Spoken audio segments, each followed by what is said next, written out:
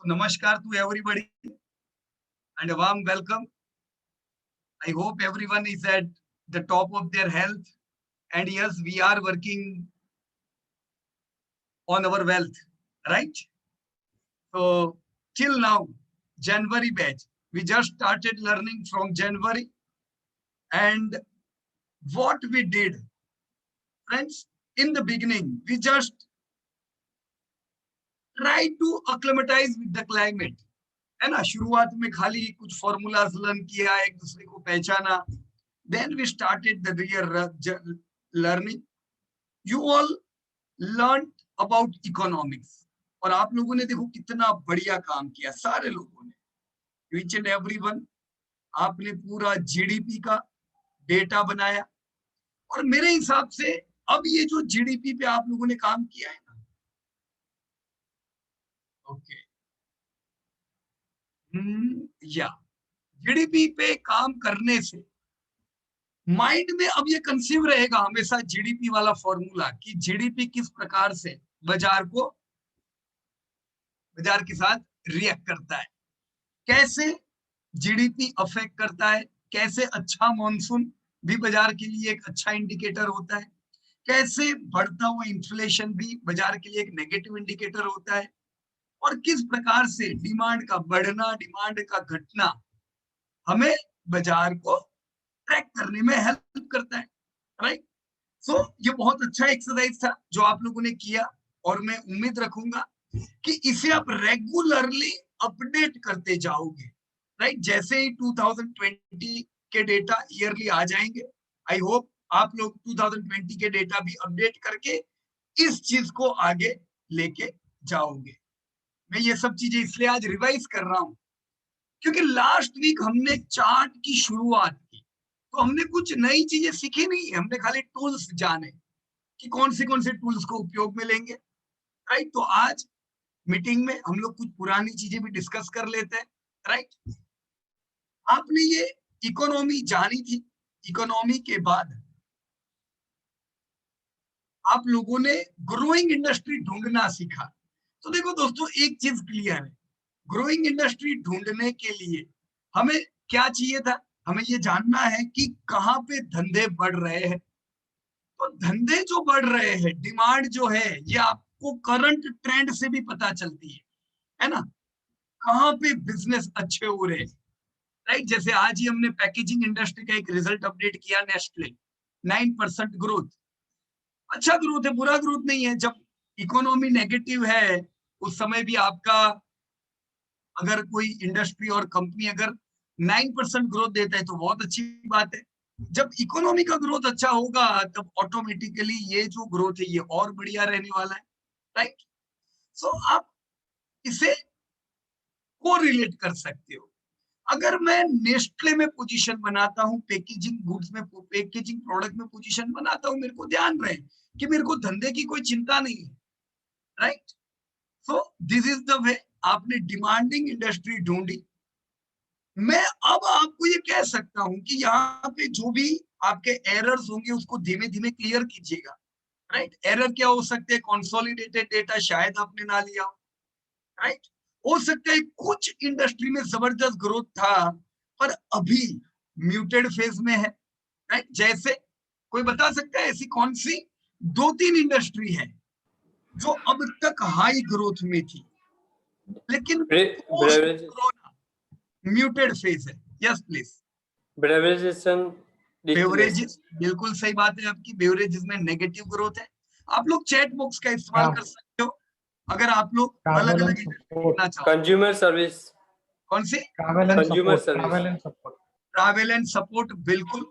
Consumer service इतना negative नहीं है, थोड़ा बहुत नेगेटिव जरूर है. कैसा है या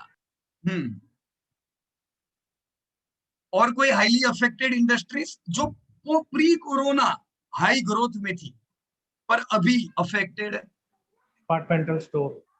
कौन सा? Departmental store. डिपार्टमेंटल स्टोर में 2-3 सेगमेंट हो जाते हैं. अगर आप हायर सेगमेंट में जाते हो जहाँ पे डिस्क्रिशनरी प्रोडक्ट का इस्तेमाल होता है, लग्जरी प्रोडक्ट, तो वो वापस थोड़ा अफेक्ट हो जाएगा.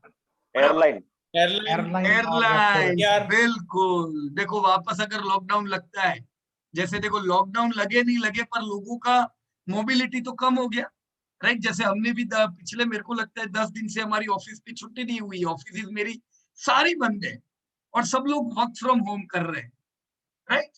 तो मोबिलिटी मेरे हिसाब से कई जगह है और कई इंडस्ट्रीज है जो लोगों ने वापस वर्क फ्रॉम होम को सिलेक्ट किया। क्यों? क्योंकि ये फियर है वायरल, राइट। तो एयरलाइन इंडस्ट्री, देखो एयरलाइन इंडस्ट्री हाईली अफेक्टेड है, कोई डाउट नहीं है। एक समय था जब, रिटेल। हाँ स्पेशलिटी रिटेल, सही बात है। मैं आपको अभी जो डिपार्टमेंट स्टोर का जो पार्ट कर रहा था ना, उसमें ये स्पेशलिटी रिटेल भी आएगा, जिसमें पीवीआर आता है, जिसमें आपका ट्रेंड आता है, राइट।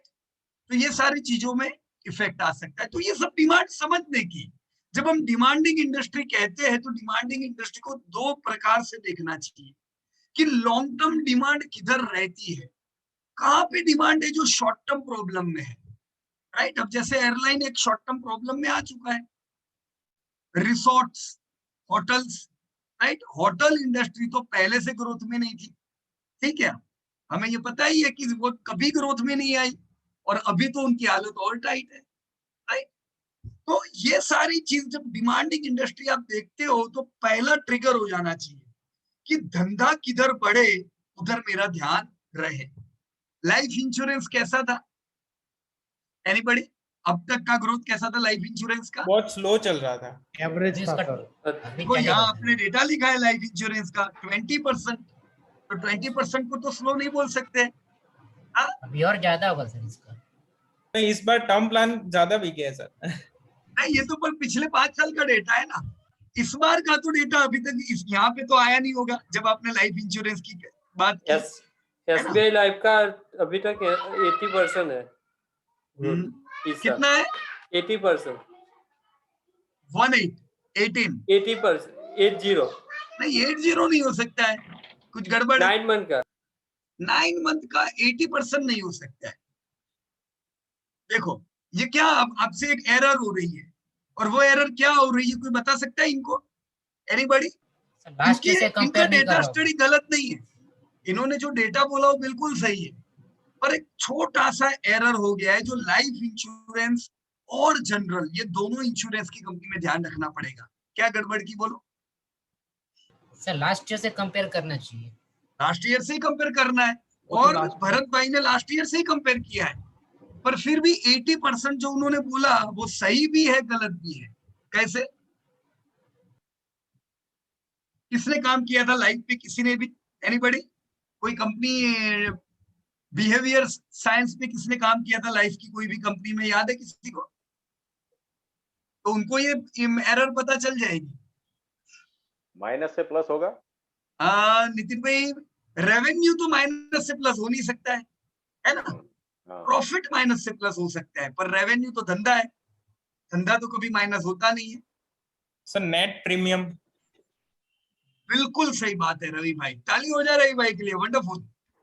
देखो रवि भाई, नेट प्रीमियम अगर हम देखें तो 18-20% से ग्रोथ हुआ है। जैसे कल ही मैंने लाइफ इंश्योरेंस के डेटा रिलीज किए, आईसीसी प्रूडेंशियल ने अपना रिजल्ट अनाउंस किया। हम लोग जनरली आईसीसी प्रूडेंशियल में निवेश नहीं करते, हमारा निवेश किधर है? एचडीएफसी या एसबीआई में। पर मैंने आईसीसी क्यों उनका रिजल्ट अपडेट किया, ताकि आपको अभी से पता चल जाए कि आईसीसी का ऐसा आया तो एसबीआई और एचडीएफसी का भी ऐसा होगा। आईसीसी के रिजल्ट में क्या आया? उनके प्रीमियम बहुत अच्छे बढ़े। अब ये आईसीआईसी के अभी अच्छे बढ़े और एचडीएफसी और एसबीआई के तो 9 महीने से प्रीमियम अच्छे ही बढ़ रहे हैं, मतलब नेट प्रीमियम इनकम उनका बढ़िया है। आईसीआईसी का इस बार बढ़िया आया। 18-20% का नेट प्रीमियम में ग्रोथ एक अच्छा ग्रोथ हम मानेंगे। पर भरत भाई ने जो डेटा दिया 80%, वो डेटा गलत नहीं है, इसलिए मैं कहूंगा क्योंकि भरत भाई ने टोटल इनकम देखी होगी, राइट भरत भाई? किया है वो काम किसी और ने किया, लेकिन मैंने डेटा देखा था खाली। जिसने किया उन्होंने गलत नहीं किया। देखो टोटल इनकम में और कौन सी इनकम ऐड होती है रवि भाई लाइफ इंश्योरेंस के केस में?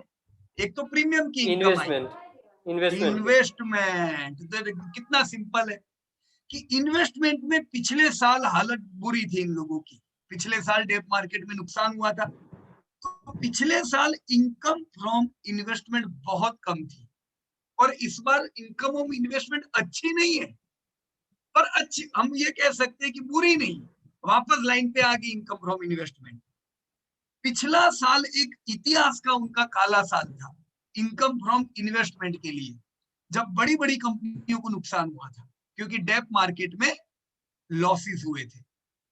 तो इस बार इनकम फ्रॉम इन्वेस्टमेंट में जबरदस्त ग्रोथ के कारण जब आप टोटल इनकम देखोगे तो आपको 80% का ग्रोथ दिखेगा, बड़ा ग्रोथ दिखेगा, राइट। रियल इनकम कौन सी है? प्रीमियम इनकम है, बराबर है। आप टोटल इनकम भी कंसीडर करो तो ये खुशी की बात है इस साल लाइफ इंश्योरेंस के लिए कि चलो जो गड़बड़ी थी पिछले साल वो इस साल निकल चुकी है। अब हम इन्वेस्टमेंट की इनकम से भी वापस पहले की तरह अच्छा पैसा कमाएंगे, राइट। तो ये 2-3 चीजें होती है जिसपे हमें ध्यान रहे। डिमांड, इन्वेस्टमेंट की इनकम देख के हम नहीं बोलेंगे, डिमांड किससे पता चलेगी? प्रीमियम कितने बिक रहे हैं, बराबर की नहीं। तो प्रीमियम तो इनके पहले भी अच्छे बिक रहे थे, अभी भी अच्छे बिक रहे हैं, तो हमें लाइफ इंश्योरेंस में दिक्कत नहीं है। और कौन सी कंपनी का रिजल्ट अनाउंस हुआ? एनीबॉडी? पिछले 10-15 दिनों में कौन सा? HDFC bank. HDFC bank, right. कितना धंधा आया किसी को ध्यान है? 5-6% ग्रोथ आया ना बिजनेस में खाली, राइट। तो ये तो आप लोग कितना आया पंकज भाई? नहीं सर, मैंने नहीं देखा है सर। कोई बात नहीं, 5-6% मतलब बहुत ज्यादा ग्रोथ नहीं आया, लेकिन ये तो हम जानते ही थे कि इस साल कोई भी बैंक का ध्यान धंधा बढ़ाने से ज्यादा किस पे था? NPA कम करने में। NPA ज्यादा नहीं आ जाए, डर था, राइट। तो कोरोना का टाइम था, ये साल बैंकिंग अफेक्टेड है, राइट। बैंकिंग को भी हम मानेंगे कोरोना से अफेक्टेड इंडस्ट्री है, अभी तक इनकी प्रॉफिटेबिलिटी नहीं टूटी है, लेकिन टूट सकती है अगर ये कंटिन्यू चलता है तो गड़बड़ किधर है? प्रॉफिट में। धंधे में गड़बड़ है क्या रवि भाई? नहीं, धंधा स्ट्रॉन्ग बैंक है, स्ट्रॉन्ग है। तो आपकी बैंकिंग इंडस्ट्री पहले भी ग्रोइंग थी, अभी भी ग्रोइंग है। प्राइवेट बैंकिंग में कह रहा हूं। चलो PSC बैंकिंग में आप लोग बता सकते हो अब तक ग्रोथ कैसा था PSC बैंकिंग में? एनीबॉडी? हम क्या उसे डिमांडिंग इंडस्ट्री बोलेंगे PSC बैंकिंग को? नहीं, वो तो उसमें शायद 6% ग्रोथ था। वेरी गुड, 5-6% कोई बड़ा इतना अच्छा ग्रोथ नहीं है। तो गवर्नमेंट बैंकिंग में डिमांड नहीं थी, और गवर्नमेंट बैंकिंग में एक बड़ा प्रॉब्लम था, कौन सा था?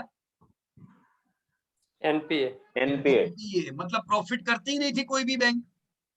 पर इस बार आप देख रहे हो कि majority of the government bank भी प्रॉफिट में आ गई है। तो अब गवर्नमेंट बैंक से इतना नहीं घबराने का जितना पहले घबराते थे। कोरोना की वजह से वापस थोड़े प्रोविजन बढ़ सकते हैं, पर पुराने जो हालत थे वो कोरोना ने नहीं दिए थे, वो किसने दिए थे? म्यूटेड ग्लोबल इकोनॉमी ने दिए थे, बैड मैनेजमेंट ने दिए थे, राइट। तो अब गवर्नमेंट बैंकिंग में जो एक बड़ा प्रॉब्लम था प्रॉफिटेबिलिटी का, वो निकल गया, और अब हम देखेंगे गवर्नमेंट बैंकिंग सब प्रॉफिट में आ जाएगी। देखो, मैं 2 साल पहले हम लोग कहते थे कि SBI 30,000 करोड़ का प्रॉफिट करेगी।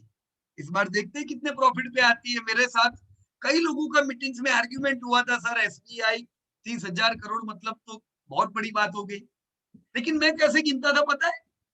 3.5 लाख करोड़ का धंधा, अरे यार 10% मार्जिन तो बनता है कि नहीं बनता है गवर्नमेंट बैंक का?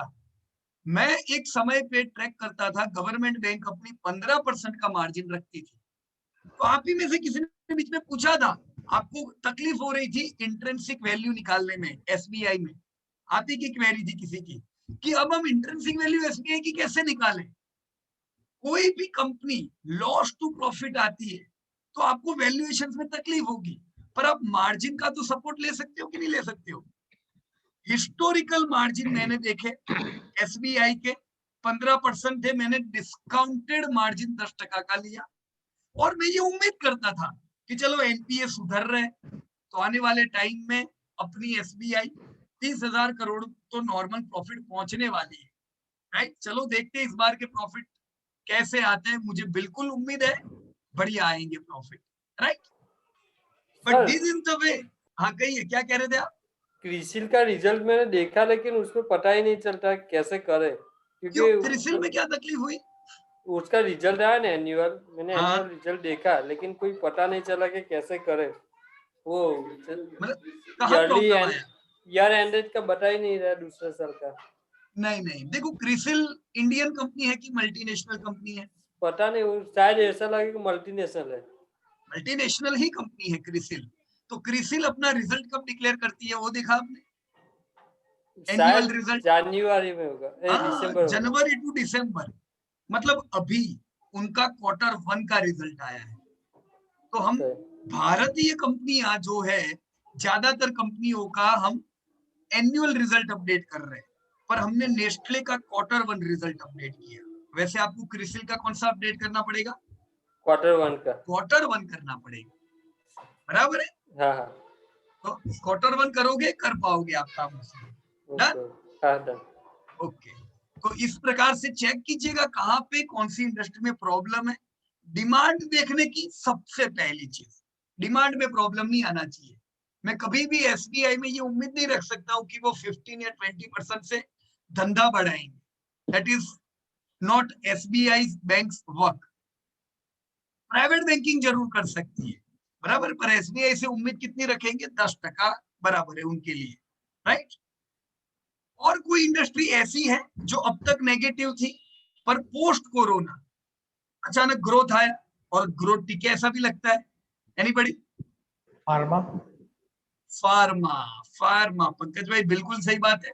चलो फार्मा एक टिक कर देता हूं। और कोई इसके अलावा? Sir hospitals. हॉस्पिटल्स बिल्कुल सही बात है कमलेश भाई, you are absolutely correct. Hospital में इतनी बढ़िया डिमांड नहीं थी, बराबर ना। ग्रोथ ऐसा नहीं था कि जबरदस्त था। ये तो अपोलो हॉस्पिटल है जो इंडिया भर में, भारत भर में फैलता जा रहा था। अलग अलग हॉस्पिटल्स की चेन्स वो बढ़ाते जा रहे थे, जिसकी वजह से ग्रोथ था। बाकी हाई ग्रोथ नहीं था। Post corona good growth, pharma good growth. और कोई? Gas manufacturing, laboratory. बराबर है। अब देखो वो टेम्पररी है, उसे हम ये नहीं कहेंगे वो परमानेंट धंधा है, बराबर की नहीं? लेकिन आप ये मान सकते हो, देखो फार्मा जो है वो कोरोना के आने के बाद ग्रोथ में नहीं आया है। फार्मा का ग्रोथ 2018 से वापस आ गया था। फार्मा म्यूटेड इंडस्ट्री बन गई थी 2015 के बाद। 3 साल तक मंदी चली, पर 2018 से वापस ग्रोथ आना चालू हो गया फार्मा की कंपनियों में। और कोरोना ने उसे एक अगेन एक जबरदस्त क्या दिया? जंप दे दिया, राइट। तो फार्मा उम्मीद करेंगे बढ़िया रहेगा आने वाले टाइम में भी, कोई दिक्कत की बात नहीं है। पर गैस है, अब ऐसी सब इंडस्ट्री के पीछे नहीं बढ़ने का, क्योंकि ये आपको जंप देगी ग्रोथ के कारण, पर क्वालिटी नहीं होगी तो मार भी ऐसी पड़ेगी। हमें क्या चाहिए? दोनों चीजों का कॉम्बिनेशन चाहिए। ग्रोथ ऐसा हो जो टिका रहे, क्वालिटी ऐसी रहे जो प्रॉफिटेबिलिटी भी दे आपको, बराबर ना। देखो पिछले इतने सालों में मैंने बहुत बार देखा है, चाइना ने कोई प्रोडक्ट बैन कर दी तो इंडिया में ग्रोथ आया। अब इंडिया में ग्रोथ आया तो आपको 6 महीना 2 साल तक ग्रोथ रहा, पर वो ग्रोथ लंबा नहीं टिका, जिसके कारण नुकसान हो जाता है, राइट। ओके, और कोई इंडस्ट्री नहीं ध्यान में? कहाँ पे डिमांड आई? Telecom, automobile. देखो ऑटो को कोरोना से कोई लेना देना नहीं है, बराबर है। ऐसा नहीं है ऑटो में प्री कोरोना पोस्ट कोरोना जबरदस्त डिमांड है, ऐसा बिल्कुल नहीं है। पर ऑटो 5 साल से मंदा था, बराबर। सिंस 2015 ऑटो में मंदी है। पिछला साल ऑटो का जबरदस्त खराब था, आपने देखा सारी कंपनियों का धंधा भी डाउन, बराबर। अभी इस बार हमने यूटर्न देखा है। ऐसा नहीं कह सकते सब लाइफ टाइम हाई बना रहे हैं, नहीं बना रहे, पर कुछ कंपनियों ने लाइफ टाइम हाई सेल्स किया, बजाज ऑटो ने किया वैसे, राइट। टेलीकॉम आपने बिल्कुल सही कहा, टेलीकॉम में अच्छा ग्रोथ है और ये 20% प्लस है। कौन सा? Health insurance. हेल्थ इंश्योरेंस, बिल्कुल सही बात है। हेल्थ इंश्योरेंस बी है। टेलीकॉम को ध्यान में रखना, डिमांड आई है टेलीकॉम के अंदर बरसों के बाद। पिछले बहुत सालों से टेलीकॉम में डिमांड म्यूटेड थी, नहीं बढ़ रहा था टेलीकॉम इंडस्ट्री, प्रॉफिट छोड़ो, धंधा ही नहीं चलता था इन लोगों का। पर टेलीकॉम कोरोना के बाद जबरदस्त ग्रोथ है, राइट। तो डेटा की मांग जबरदस्त बढ़ गई है और आने वाले समय में 5G, तो हम लोग उम्मीद रखेंगे टेलीकॉम में हम अच्छा ग्रोथ देखें। हम लोग अभी हमारे घर पे, आप लोगों को पता होगा, एक लिस्ट बना लो कि अभी मेरे घर में कितनी चीजें इंटरनेट से चल रही है, और जस्ट शांति से बैठ के सोचो कि 2030 में मेरे घर पे कितने इंस्ट्रूमेंट होंगे जो इंटरनेट से कनेक्टेड होंगे। तो आपका लिस्ट बहुत ही बड़ा बनने वाला है। कई चीजें होगी जो इंटरनेट से कनेक्टेड होगी, तो इंटरनेट डेटा तो चाहिए ही होगा हमें, बराबर ना, राइट। और कोई इंडस्ट्री आपके ध्यान में? Advertising and media. Advertising and media, advertising and media pre corona post corona जैसा कुछ नहीं। एडवर्टाइजिंग एंड मीडिया में अच्छी डिमांड तब रहती है जब इकोनॉमी अच्छी हो ना। इकोनॉमी जब अच्छी हो तो कंपनी स्पेंड कर पाती है, बराबर की नहीं। और एडवर्टाइजिंग किससे चलता है? स्पेंडिंग से चलता है। तो एडवर्टाइजिंग एंड मीडिया में कौन सी इंडस्ट्री आती है? आप कहाँ पे एडवर्टाइज देखते हो? मोबाइल में। मोबाइल में, बराबर। तो पर वो मीडिया क्या हुआ मोबाइल में जब एडवर्टाइज देखते हो? डिजिटल। डिजिटल, है ना। तो एक हुआ डिजिटल मार्केटिंग। दूसरा कहाँ पे एडवर्टाइज देखते हो आप लोग? टीवी पे, न्यूज़पेपर। टीवी पे, न्यूज़पेपर में। अब तक राज था टीवी का, न्यूज़पेपर का, एफएम में भी एड आती थी, ये सब अलग अलग राज थे। ज्यादातर टीवी और प्रिंट मीडिया का बहुत बड़ा मार्केट शेयर था। पर दुनिया भर में एक यूटर्न आया है। अभी आप लोग देख रहे हो डिजिटल मीडिया में हाई ग्रोथ है, तो कोरोना का कोई लेना देना नहीं। लेकिन डिजिटल मीडिया दूसरों का धंधा खा रहा है। डिजिटल मीडिया ने प्रिंट मीडिया का मेजॉरिटी स्टेक खा गया और टीवी मीडिया का भी वो धंधा खा रहा है, राइट। तो डिजिटल मीडिया धंधा ग्रोथ कर रहा है पर दूसरों का धंधा खा के। अब ये सोचो, एडवर्टाइजिंग अगर मंद मार्केट है, पिछले 5 साल से दुनिया की इकोनॉमी, वर्ल्ड इकोनॉमी कैसी है? म्यूटेड है। तो म्यूटेड इकोनॉमी में भी अगर डिजिटल मीडिया ग्रोथ कर रहा है, अगर इसे बूम मिलेगा, ग्लोबल इकोनॉमी जब बूम करेगी, तब आप सोचो डिजिटल मीडिया का ग्रोथ कैसा होगा, और सपोर्ट मिलेगा कि नहीं? आपकी ये सारी कंपनियों का स्पेंडिंग बढ़ने वाला है, तो ये लोग अब यही सोचेंगे डिजिटल मीडिया में हम ज्यादा स्पेंड करें, बराबर नहीं। इसके अलावा एक नया भी ट्रेंड आ रहा है,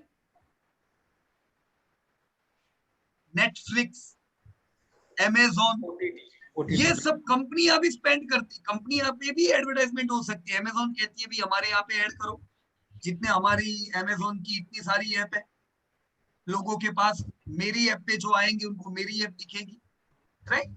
तो ये सब अलग अलग प्रकार से डिजिटल मीडिया का ही रोल है, पर गुड ग्रोथ हम यहाँ पे देखेंगे, राइट। तो शांति से डिमांडिंग इंडस्ट्री की अच्छी क्वालिटी कंपनियों में निवेश करेंगे, कंसिस्टेंट पैसा मिलने वाला है। डन। तो आपने टॉप क्वालिटी पे जब काम किया, टॉप क्वालिटी पे काम किया ना आप लोगों ने, ये भी आपको बहुत काम लगने वाला है। ये क्यों काम लगेगा पता है? क्योंकि मेरे से बहुत गलती ये होती थी, मैं पहले टॉप क्वालिटी नहीं देखता था, राइट। मैं कोई भी कंपनी में निवेश करता था जिधर ग्रोथ हो, फिर पता चलता था 3 साल बाद वापस थी वही के वही, क्योंकि क्वालिटी नहीं होती थी वो कंपनी में, राइट। तो जब भी आप कोई भी कंपनी, कोई भी सेक्टर में डिमांड देखो, सीधा क्वालिटी एनालिसिस करो, which is the best company. मेरे को नहीं पता था कि ऐसा भी होता है कि कंपनियां कभी लॉस नहीं करती। 25-25 साल, 30-30 साल, 50-50 साल से भारत में भी ऐसी कंपनी है जिन्होंने कभी भी लॉस नहीं किया है कि नहीं? अब तो आप लोगों ने भी लिस्ट बना दिया, राइट। अच्छा, ये भी मेरे को नहीं पता था कि ऐसी भी कंपनियां हैं जिनका धंधा कभी नहीं घटा, 2 दशक 3 दशक कंसिस्टेंट ग्रोथ। आपको भी मिली क्या ऐसी कंपनियां?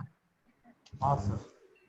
अब ये हम पे है कि हम ऐसी कंपनियों पे भरोसा रखें कि कोई भी कंपनी उठा के निवेश करे। कोई भी कंपनी में ये स्टाइल नहीं होगी कि बुरे समय में भी धंधे को बढ़ा सके, राइट? हमें ऐसी कंपनी चाहिए जो विपरीत परिस्थिति में भी धंधा बढ़ाए, प्रॉफिट बढ़ाए। क्या आपको दोस्तों ऐसी कंपनियां मिली जिसने बुरे समय में भी प्रॉफिट किया? क्या कहते हो? 2008 में जब मंदी आई तब भी उसने प्रॉफिट किया, 2014 में जब शॉर्ट टर्म मंदी थी तब भी प्रॉफिट किया। क्या आपको ऐसी कंपनियां मिली? Yes sir. तो ज्यादातर लोग तो ट्रैप हो गए थे 2008 की मंदी में, पूरे फंसे हुए थे। और मैं आपको बताऊं 2008 वाले लोग 2018 में भी जब अपना पोर्टफोलियो देखते थे 10 साल बाद उनका पोर्टफोलियो नहीं बढ़ा होता था। ऐसा हो सकता है कि? Yes sir. टाटा ऐसा स्टील, क्यों, कैसे पॉसिबल है ऐसा? उनका इन्वेस्टमेंट किधर होगा? Infrastructure stocks, power, infrastructure, Tata steel. Tata steel. तो हमारे साथ ऐसा नहीं होना चाहिए, बराबर की। जब इकोनॉमी बढ़ती है पहली आपकी कंपनियां चलनी चाहिए। ये सब कब होगा? जब आप लोग टॉप क्वालिटी, और आप लोगों ने जो ये बिहेवियर साइंस पे काम किया ना, अमेजिंग था ये चीज, राइट? कोई भी कंपनी, ये सब जो कंपनियों पे आपने काम किया, कभी भी कॉम्प्रोमाइज मत करो। ये मत कहो कि मेरी ये कंपनी का प्रॉफिट मस्त बढ़ रहा है, अच्छा चल रहा है। अरे वो कंपनी का प्रॉफिट इसलिए अच्छा है क्योंकि इंडस्ट्री अच्छी है। पूरे समय में चेक करो, जब वो इंडस्ट्री का समय बुरा था तब आपकी ये कंपनी के क्या हाल थे। अच्छे समय में तो हर एक कंपनी चलती है, घोड़े गधे सब दौड़ेंगे। तो अच्छे कम समय से कभी कंपेयर मत करो। 2008 एक अच्छा टाइम है कोई भी सेक्टर के लिए चेक करने का कि उस समय क्या हाल था इस कंपनी का, राइट? ओवरऑल इन हिस्ट्री 10 साल नहीं। आप लोगों ने तो जब बिहेवियर साइंस चेक किया, कितने साल के डेटा देखे थे आप लोगों ने? 20 10 साल 20 15 से 20 साल, साल। राइट? तो आप 5 साल से जान सकते हो कि ये कंपनी बुरे समय में परफॉर्म करती है कि नहीं? सही बताओ, जान सकते हो? नहीं। नहीं। मैं पहले करता था, पहले मेरे को ये था, मेरे पास टाइम नहीं था। पता है क्यों टाइम नहीं था? क्योंकि मेरे को तो रोज इंट्राडे करना था। चालू बाजार में तो मेरे पास टाइम ही नहीं होता था। चालू बाजार में निफ्टी इतनी देखनी थी कि मेरे को लगता था कि इतना टाइम कौन बिगाड़े ये 15-15 साल में।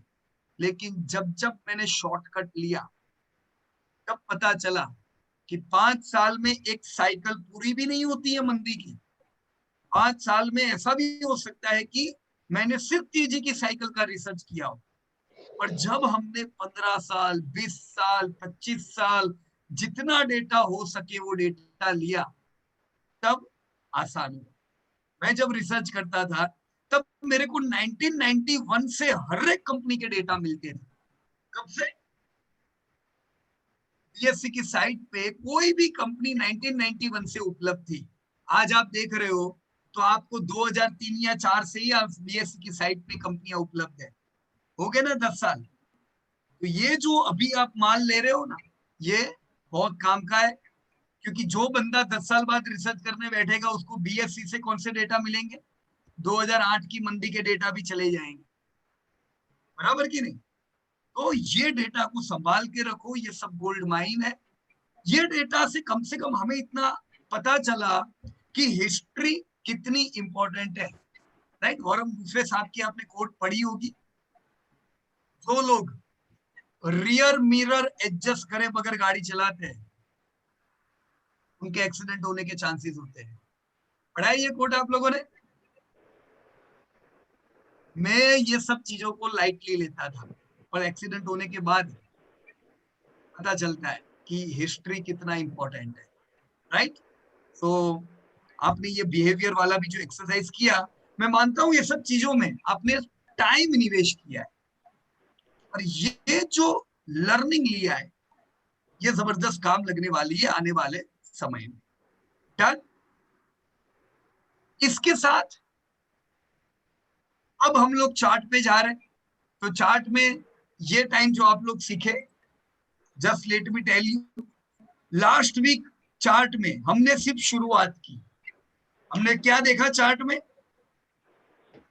टूल्स देखे, पीरियडिसिटी, इंडेक्स, स्टॉक कैसे चेक किया जाए चार्ट में, हमने अब शुरुआत कर दी है। अब नेक्स्ट वीक से हम लोग जंप लगाना शुरू करेंगे। लेकिन मैं आप लोगों को इनसे भी मिलाना चाहूंगा। ये कौन है? नेक्स्ट संडे कुछ मीटिंग होने वाली है, पता है आप लोगों को? प्रशांत पारसे। हाँ, प्रशांत पारसे जी है क्या? हाँ पार्था जी, दीपक पटेल। अरे दीपक भाई को तो मैं आज की मीटिंग में भी देख रहा हूँ। दीपक भाई अनम्यूट कर सकते हो क्या अपने आप को? Good evening sir. Good evening Deepak भाई, कैसे हो? फाइन एकदम। एकदम बढ़िया सर। देखो आपका फोटो मेरे सामने है, बहुत खुशी हो रही है। आपने कब शुरुआत, कौन सी बैच में आपने सीखा था दीपक भाई? सर नवंबर बैच। नवंबर बैच, ओके। हाँ, मतलब नवंबर बैच तो जस्ट अभी खत्म हुई है। तो Correct. ये संडे आपका प्रेजेंटेशन है, किस पे है? हाँ, सर नेस्ले इंडिया पे, पैकेज फूड नेस्ले। इंडस्ट्री से। Wonderful wonderful. तो तैयारी कैसी है वो बोलो पहले संडे की। सर हो चुकी है।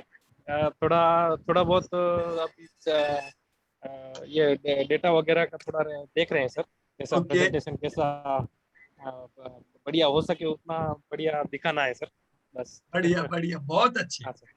और आशिम भाई से बात हुई है आपकी अब तक? हाँ सर, हो चुकी है सर। हो चुकी है ना? तो आशिम हाँ, भाई सर। को देखो, आशिम भाई जो है ये, आप जैसे अभी सीखे ना नवंबर बैच में, आशिम भाई जयपुर आए थे मोहाली से। सोचो कहा, मोहाली नॉर्थ इंडिया और हाँ। Jaipur central India. तो आशिम भाई आए, लाइव वर्कशॉप में सीखे थे। और अभी इनको कई समय हो चुका है, इन्होंने कई प्रेजेंटेशन दिए। तो आशिम भाई से कांटेक्ट में रह के इनसे आपको बहुत सी चीजें सीखने को मिलेगी, बराबर ना दीपक भाई? राइट तो सर। आशिम भाई से हो सके उतना सीखिएगा। और okay best sir. Of luck आपकी संडे की मीटिंग के लिए। Thank you sir. ओके, कठिनाई कहाँ सर, पे कोई जगह आ रही थी दीपक भाई? नहीं सर, ऐसा कुछ नहीं हुआ। क्यों, आपके और आसिम भाई की मदद से वो सब हो जा रहा है। जो भी ओके, हाँ सर। वंडरफुल। तो सर मैं कहिए। अपने जनवरी बैच स्टूडेंट्स को मैं कहना चाहूंगा कि अपना जो ये संडे को मीट है, तो मैं आप सबको रिक्वेस्ट करूंगा कि जरा जरूर देखिएगा अपना रिजल्ट मीट। बिल्कुल आपका बिल्कुल दीपक भाई, बिल्कुल देखेंगे। सवाल ही नहीं ना। Okay, सब लोग, दीपक भाई का पहला प्रेजेंटेशन है और मैं बता दूं दीपक भाई का काम जबरदस्त है। हमने अभी उनकी कुछ एक्सेल सीट भी आप लोगों को शेयर की थी ग्रुप में, बढ़िया थी ना एकदम? तो बहुत अच्छा काम है। हाँ प्रेजेंटेशन तो मैंने भी दीपक भाई का नहीं देखा है आज तक, प्रेजेंट वो कैसे करते हैं। तो चलो इस सर। बार मौका है दीपक भाई का प्रेजेंटेशन देखने का। दीपक भाई मस्त एकदम रहेगा ना, एकदम जोरदार। थैंक यू सर, कोशिश करूंगा सर। अरे नहीं नहीं, बढ़िया ही रहने वाला है एकदम, कोई डाउट ही नहीं। देखो, दो लोगों को डर होता है दीपक भाई, जब भी कोई भी चीज को जब हम प्रेजेंट करते हैं, राइट? एक उसे डर होता है जिसने डेटा दूसरे का लिया हो, बराबर की नहीं? देखो आज की दुनिया जो है ना, वो इंफॉर्मेशन के लिए ओपन है, पर वो इंफॉर्मेशन उसे कहते हैं। मैंने यहाँ वहां से डेटा इकट्ठा किया, अब मैं उसे प्रेजेंट करूंगा तो मुझे कॉन्फिडेंस नहीं रहता है दीपक भाई, क्योंकि वो मेरा डेटा नहीं, किसी और का डेटा है, राइट? पर जब हमने खुद क्रिएट किया होता है डेटा, तो कोई भी बंदा कुछ भी उसमें क्वेरी पूछे तो हमें पता रहता है। तो एक तो कॉन्फिडेंस इससे हमारा रहता है, बराबर की नहीं? तो मस्त रहेगा। और क्वेरी सेशन, देखो क्वेरी भी लाइव लोग पूछेंगे और मुझे पूरी उम्मीद है कि आप लोगों की क्वेरी को बहुत बढ़िया प्रकार से जवाब दे पाओगे, राइट दीपक भाई? Yes sir, thank you sir. Best of the luck Deepak भाई को। और जनवरी बैच को पूरों को मेरी उम्मीद, मेरा ओर से इनविटेशन है, जरूर अटेंड कीजिए। और दीपक भाई को एकदम जो शो है संडे का, उसको एकदम सुपर हिट होना चाहिए। थैंक यू राइट दीपक भाई? चलिए, बेस्ट ऑफ लक दीपक भाई। थैंक यू दीपक भाई, आज के मीटिंग में भी आए। दीपक भाई, आपको कोई टिप हो तो बताओ जनवरी बैच के लिए। क्योंकि हम जनवरी बैच के स्टूडेंट को भी देखेंगे आने वाले समय में प्रेजेंट करता हुआ। सर मैं तो यही कहूंगा कि जो भी एक्सरसाइज है उसको पूरा कीजिए। क्यों, अगर आप पूरा करेंगे तभी आपको उसका डीप नॉलेज मिलेगा। जैसा अभी जो फॉल आ रहा है तो उसमें जैसा मैंने जो एक्सरसाइज किया था उसका मेरे को फायदा अभी मिल रहा है। नहीं तो हम ढूंढते रह जाएंगे कि कौन सी कंपनी ले, जैसा पहले होता था वैसा ही हो जाएगा। लेकिन जैसा एक्सरसाइज चल रहा है तो उसके हिसाब से हम उस एक्सरसाइज के साथ साथ हम अपना डेटा थोड़ा एक्स्ट्रा एफर्ट डाल के अभी कर सकते हैं और हो भी जाएगा।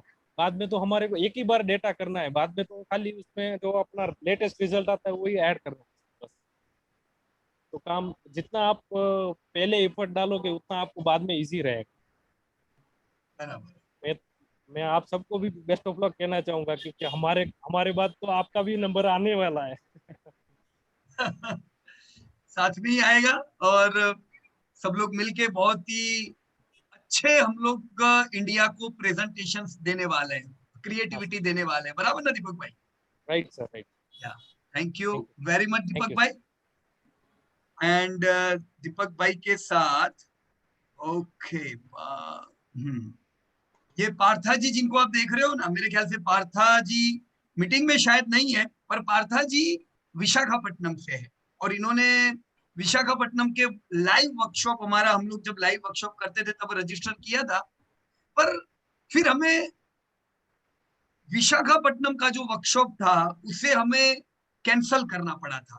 बहुत ही फ्यू इवेंट्स होते हैं जो हम नहीं कर पाते, हमें दुख होता है इस चीज का, तो बाकी लोगों को हमें कैंसिल करना पड़ा, पर पार्था जी ने अपना रजिस्ट्रेशन कैंसिल नहीं किया और पार्था जी विशाखापट्टनम से बेंगलोर आए और उन्होंने बेंगलोर में लाइव वर्कशॉप अटेंड किया। और पार्था जी हमें ये कह के गए थे कि पार्था, पीयूष भाई आज मैंने ये 3 दिन का वर्कशॉप अटेंड किया था, मैं सीख के जा रहा हूँ यहाँ पे, लेकिन आपको एक दिन मेरे पे प्राउड होने वाला है। और देखो मेरे को सही में प्राउड हो रहा है, कोई डाउट ही नहीं है। बहुत अच्छा बढ़ रहे हैं पार्था जी, राइट? सो पार्था सारथी जी को भी मेरी ओर से best of luck.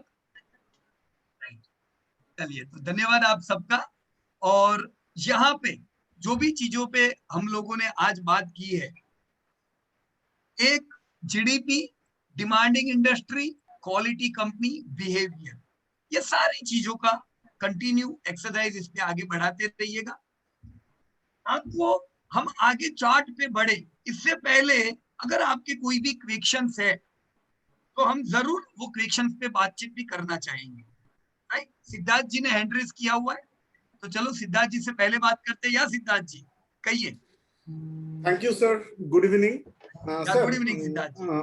Auto sector में फोर व्हीलर जो बिग जो बड़े बड़े गाड़ी है उसके नहीं, कम से कम 2 व्हीलर्स में तो सर धंधा बढ़ा ही होगा ना कोरोना की वजह से।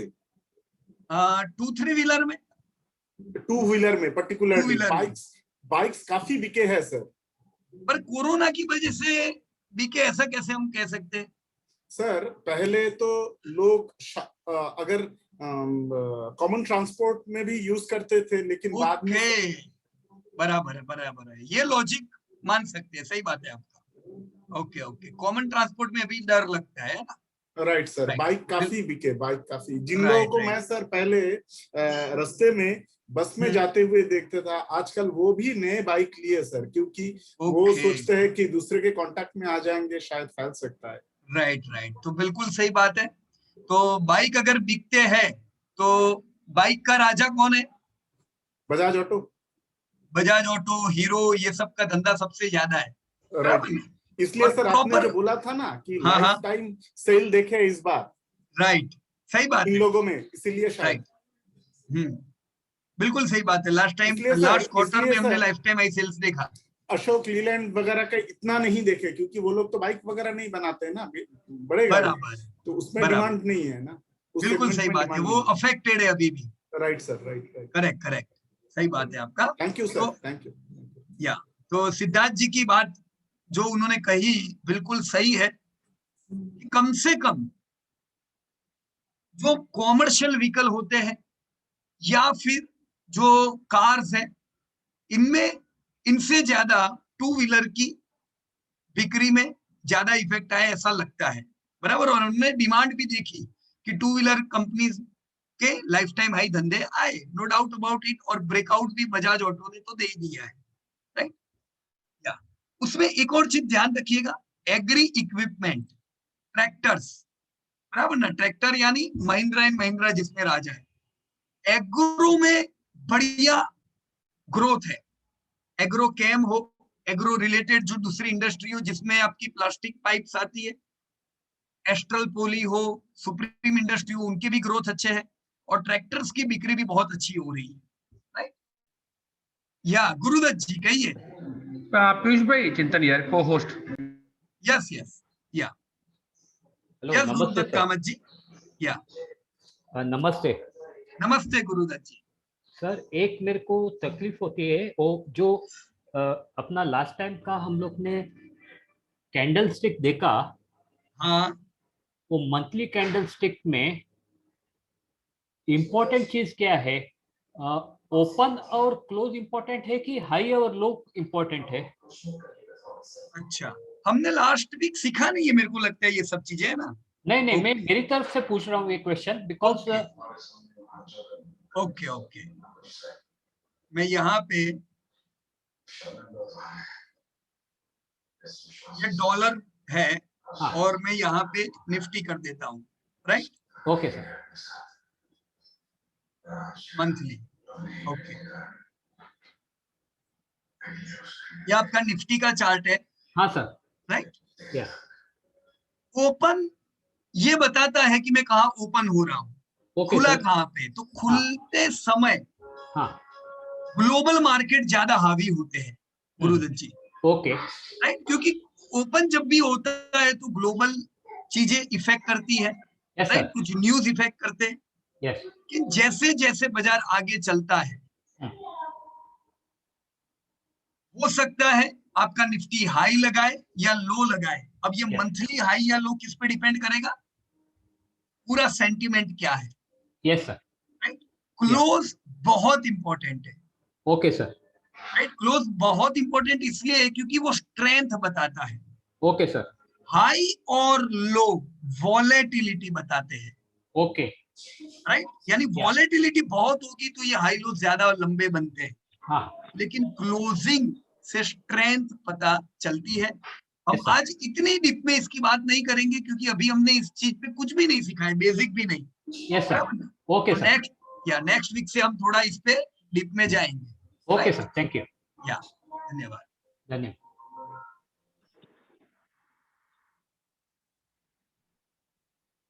ओके, और कोई क्वेरी हो कोई भी चीज पे, जितना हमने सीखा उस पे, तो आप रेज कर सकते हो। बाकी लास्ट वीक हमने खाली चार्ट पे काम किया है, तो मेरे को नहीं लगता है चार्ट पे अभी कोई भी क्वेरी हो सकती है, बराबर ना। ये सब लॉगिन वॉगिन तो मेरे को लगता है आप कर पाए होंगे, है ना, चार्ट पे, राइट।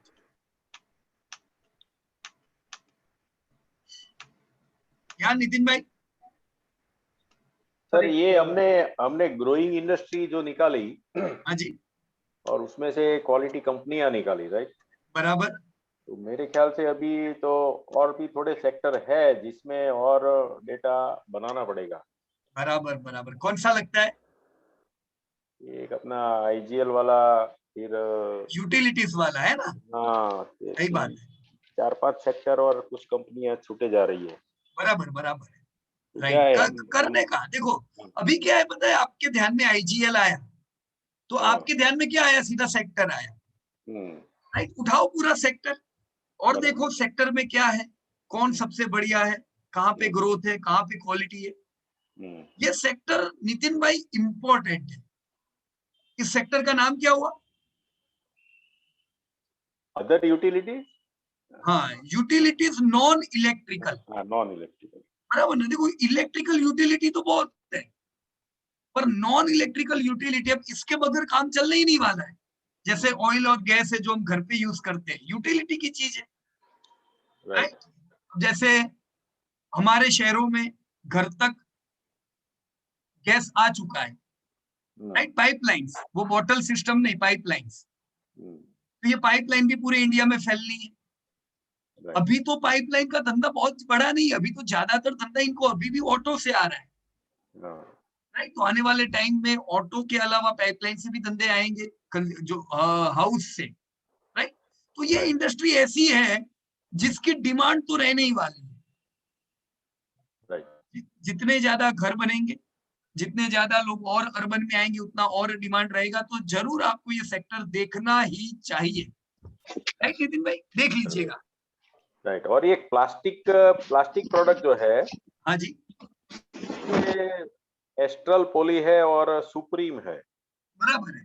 तो एस्ट्रल पॉली हाई पी पे मिल रहा है, हाँ, सुप्रीम 40-45 पी पे मिल रहा है। बराबर है। वो मैं डेटा देख रहा था मगर कुछ जज नहीं कर पाया, शायद ग्रोथ की वजह से, एस्ट्रल के ग्रोथ की वजह से हाई पी दे रहे हैं। राइट। देखो मेरे पास जैसे बरसों से सुप्रीम इंडस्ट्री था, राइट, उस समय एस्ट्रल की कोई चॉइस नहीं थी, लेकिन एस्ट्रल पॉली का आईपीओ भी बाद में आया। एस्ट्रल पॉली भी बहुत अच्छी कंपनी है। एस्ट्रल पॉली की मेरे हिसाब से हम कोई भी नेगेटिव पॉइंट नहीं निकाल पाएंगे। डेट फ्री कंपनी है, कंसिस्टेंट धंधे उनके हर साल बढ़े, कभी लॉस नहीं किया, कंसिस्टेंट प्रॉफिट बढ़ रहे, बहुत अच्छे मार्जिन है। तो आप सुप्रीम के सामने भी जब एस्ट्रल को रखते हो तो आप नहीं कह सकते हो कि सुप्रीम से एस्ट्रल बुरी कंपनी है, या सुप्रीम का धंधा एस्ट्रल से बड़ा है, राइट। अब आप एस्ट्रल लो या सुप्रीम, दोनों कंपनी में पैसे बनाएंगे। ऐसा जरूरी नहीं है कि एस्ट्रल नहीं चलेगी सुप्रीम ही चलेगी, सुप्रीम नहीं चलेगी एस्ट्रल ही चलेगी। ये दोनों कंपनियां चलेगी जब तक प्लास्टिक इंडस्ट्री चलने वाली है, राइट। तो कोई इसमें चिंता की बात नहीं है। आप सबसे अच्छी कंपनी में कंफ्यूज हो, कोई दिक्कत नहीं, दो में से कोई भी लोगे, दोनों साथ में चलने वाली है, राइट राइट। तो एक ये है, हाँ, जैसे सर हम लोग ये बैलेंस शीट देखे, प्रॉफिट लॉस तो देख लिया, लेकिन सर जो कैश फ्लो स्टेटमेंट है ना, उसमें operating activity, financing activities, investing activity, तो सर उसके रिगार्डिंग एक भी वीडियो सर मतलब देखो मिला भी नहीं। पंकज भाई, सीखने में तो और भी बहुत सी चीज है, राइट, लेकिन जो काम की चीज होगी ना, उस पर हम ज्यादा फोकस करेंगे। अब मैं इसका मतलब ये नहीं कह रहा कि कैश फ्लो काम का नहीं है, लेकिन आपने जो बिहेवियर में ये किया, ये कौन सी कंपनी है, डिविज लैब। अब ये क्या है, ये वाली लाइन प्रॉफिट, ये आपका पॉजिटिव कैश फ्लो है। अच्छा। आपकी कंपनी जब आपको हर साल पॉजिटिव कैश फ्लो दे रही है, तो सिंपल सी बात होगी। अब इस चीज को कैश फ्लो के ऊपर अगर हम इसको कॉम्प्लिकेटेड करेंगे तो भी काम नहीं बनेगा। नहीं तो जनरली लोग ऐसा रिसर्च एनालिस्ट बताते हैं कि हमको हर कंपनी का कैश फ्लो इसलिए देखना चाहिए कि वो लोग कोई अकाउंटिंग सिस्टम को मैनिपुलेट तो नहीं कर रहे हैं ना, उसलिए मैं उस रिगार्डिंग, वो अकाउंटिंग भाषा है और हमें तो अभी अकाउंटेंट बनना नहीं है। नहीं इन्वेस्टर की भाषा से देखोगे पंकज भाई, क्या ऐसी कंपनी में आपको नेगेटिव कैश फ्लो दिखाई देगा? कोई भी जो आपने लाइन बनाई हुई है। अब आप जेपी एसोसिएट, जेपी इंफ्रा में पॉजिटिव कैश फ्लो ढूंढने जाओगे, मिलेगा? नहीं मिलेगा। कैश फ्लो क्या है? कैश फ्लो का मतलब, यहाँ पे आपने किसी ने रिजर्व का डेटा डाला हुआ है कोई भी कंपनी में? नितिन सर ने डाला है सर। नितिन भाई ने कौन सी कंपनी में? वही बता मेरी तो शायद सब के प्रेस्टीज में देखा। अच्छा, सब में डाला हुआ है आपने? शायद होगा अभी तो। अगर कैश फ्लो समझना है तो आपको रिजर्व का भी डेटा रखना पड़ेगा। बहुत अच्छा, देखो ये नितिन भाई ने कितना बढ़िया काम किया है। अब सेल्स बढ़ता जा रहा है, प्रॉफिट बढ़ता जा रहा है, ये आपने ऑलरेडी टॉप क्वालिटी में डिसाइड कर दिया है कि मैं टॉप मार्जिन की लूंगा, क्योंकि आपको ब्रेक नहीं चाहिए, कभी भी लॉस नहीं करनी चाहिए आपकी कंपनी। आपने डेब्ट फ्री कंपनी ली, कम डेब्ट वाली कंपनी ली। ये सब क्यों ध्यान में रखा? क्योंकि आप नहीं चाहते हो कि कैश फ्लो में कभी भी ब्रेक लगे। आपकी कंपनी का रिजर्व क्यों बढ़ता गया? क्योंकि कैश फ्लो हर साल कंपनी ने जो प्रॉफिट किया उसमें से डिविडेंड बांटने के बाद क्या हुआ? पैसा किधर आया? रिजर्व में आया सर। रिजर्व में आया। तो यानी ये पॉजिटिव कैश फ्लो की कंपनी है। Very simple. एक कैश फ्लो का एक्चुअल में वैसे डेफिनेशन जैसा कुछ बोले तो वो क्या होगा? एकदम सिंपल, हर साल कंपनी के पास पैसा आना चाहिए, ओके, एक्स्ट्रा मनी, रिजर्व बढ़ना चाहिए, रिजर्व बढ़ता रहना चाहिए। ओके। अब आपकी कंपनी देखो, कुछ कंपनियां ऐसी भी होती है जो ये 87 ये जो 900 करोड़ का प्रॉफिट किया, हाँ, 900 करोड़ के प्रॉफिट में कभी कभी कंपनी ऐसा भी अनाउंस करती है कि हम 2000 करोड़ डिविडेंड में बांटने वाले हैं। इससे क्या होगा? रिजर्व घटेगा, नहीं बढ़ेगा रिजर्व। अगर 1000 करोड़ का प्रॉफिट किया, रिजर्व कम होगा सर, रिजर्व कम होगा सर। 2000 करोड़ डिविडेंड में बांटेंगे तो क्या हो जाएगा? वहां से कम हो जाएगा, नेगेटिव कैश फ्लो हो गया। हम्म। तो ये बहुत खुशी की बात नहीं है, बराबर की नहीं। कैश फ्लो सिंपल वे में ऐसा समझो, कंपनी ऐसी लो कि जो कंपनी में कभी भी नेगेटिव कैश फ्लो आए ही नहीं, हमारे केस में, राइट। मेरे हिसाब से जितनी भी कंपनियों में आपने काम किया, आपको कभी भी नेगेटिव कैश फ्लो का सामना नहीं करना पड़ेगा, राइट। अब आप इसको अकाउंटिंग लैंग्वेज पे ले जाओगे तो थोड़ा मुश्किल होगा, राइट। हमने पूरा जो आपका जो डिजाइन किया ना, इसमें मेरे को ये लगा कि ऐसी चीजें रखे जो समझने में सिंपल हो और इम्प्लीमेंटेशन में सिंपल हो। मैं ऐसी चीजें बना सकता हूं जो समझने में सिंपल होगी, पर आप जब इम्प्लीमेंट करने जाओगे तो फिर आपको पहले सीए बनना पड़ेगा, राइट। तो हम ऐसी चीजों से दूर रहे जहां पे हमें कॉम्प्लिकेशंस हो, बराबर की नहीं? बराबर। हाँ। तो कैश फ्लो के लिए इतनी चीज मेरे हिसाब से इनफ है। Stay in not only profit making companies but consistent profit making company. अब ये कंसिस्टेंट प्रॉफिट मेकिंग कंपनी, जो कोई निवेशक 1 घंटे कैश फ्लो के पीछे बिगाड़ेगा, उससे अच्छा है वो उसके बिहेवियर पे इन्वेस्ट करेगा, तो उसको ऑटोमेटिकली पॉजिटिव कैश फ्लो की कंपनी मिलेगी। सही बात है कि नहीं? सही बात है, राइट। तो हिस्ट्री देखो, कैश फ्लो कभी आपका नेगेटिव नहीं होगा, राइट। सही है सर। या ओके, दिनेश कुमार जी कहिए सर। बाटा और रिलैक्सो तो मैं पूछता सर, बाटा गिर रहा है और रिलैक्सो ऊपर जा रहा है सर। क्या ऊपर जा रहा है? रिलैक्सो सर। हाँ, और बाटा गिर रहा है सर जनवरी से। तो बराबर। ऐसा होना नहीं चाहिए जनरली, हमेशा इंडस्ट्री तो साथ में ही चलनी चाहिए, लेकिन ऐसा अगर होता है ना, तो ये एक कंपनी का आउट परफॉर्मेंस हुआ, बराबर। और दूसरी एक बात कि अभी थोड़ा मुश्किल टाइम चल रहा है, राइट। तो मुश्किल टाइम में थोड़ा डर लगता है वहां पे, जिसके इतिहास में 2-3 जगह पे छेद हुए हो। आपने बाटा का इतिहास देखा? नहीं सर। बाटा ने बीच में लॉसेस किए हैं। Okay sir. और रिलैक्सो ने 20 साल में कभी भी लॉस किया है? रिलैक्सो का तो शायद नहीं किया सर, कभी नहीं किया है। तो यही मैं हिस्ट्री अभी आपको, अभी पंकज भाई से मेरी ये हिस्ट्री की बात चल रही थी कि अगर आपकी कंपनी में छेद है, 2-3 बार लॉसेस किए हैं, तो निवेशक को ध्यान में रहता है कि अगर लॉकडाउन आया, अगर कुछ प्रॉब्लम आए, तो ये जो बाटा है ये हो सकता है इस बार लॉस करे, राइट। लेकिन रिलैक्सो में वो लोग फ्री रहते, उनको पता है यार 2008 निकल गया, लॉस नहीं किया था इन्होंने, राइट। दिनेश भाई, इसीलिए हिस्ट्री इंपॉर्टेंट है। और कभी भी आपको ऐसे कोई इंसिडेंट्स मिले जब दो कंपनी अलग अलग दिशा में चले, तो पहला ध्यान किधर जाना चाहिए? सेल्स पे। सेल्स तो गिरी नहीं है सर उसकी, ये तो मैंने चेक किया था। पहला ध्यान किधर जाना चाहिए कि क्यों निवेशक को डर लग रहा है बाटा में, बराबर ना। हिस्ट्री देखे और करंट ट्रेंड भी चेक करे। So can I say something? या प्लीज। सर, बाटा का मेजर शोरूम्स है ना, वो मॉल्स में ज्यादा है। अगर आप आजू बाजू देखेंगे ना, तो मॉल्स और वगैरह भी थोड़ा नेगेटिव है, बंद है लॉकडाउन की वजह से, बराबर है। और रिलैक्सो है वो डिस्ट्रीब्यूटरशिप पे काम कर रहा है, जो छोटे छोटे रिटेल आउटलेट खोल के, बराबर है। उनका मॉल में कोई एक्सपोजर नहीं है। अब मैं सही बात है आपका रवि भाई कि वो मॉल्स में भी है और उनके खुद के भी बहुत से आउटलेट्स हैं बाटा के, राइट।